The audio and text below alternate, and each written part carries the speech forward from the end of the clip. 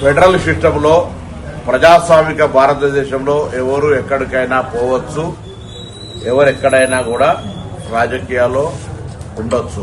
కానీ ఆ ప్రాంత ప్రజలను అవమానపరుస్తూ ఆ ప్రాంత ప్రజల యొక్క ఆకాంక్షకు వ్యతిరేకంగా పోరాడి తెలంగాణ పట్ల పూర్తిగా చులకన భావంతో మాట్లాడి తెలంగాణ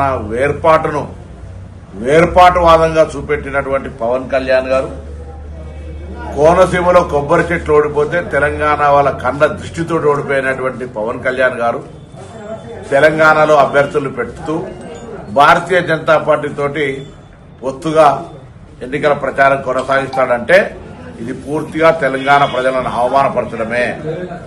తెలంగాణ ప్రజలను కళ్ళు అంత దృష్టితోటి కోనసీమ కొబ్బరి చెట్లు ఎండిపోయినాయని మాట్లాడిన వ్యక్తి, అటువంటి వ్యక్తితోటి భారతీయ జనతా పార్టీ ఏ విధంగా పొత్తు పెట్టుకుంటుందో చెప్పాల్సిన అవసరం ఉంది.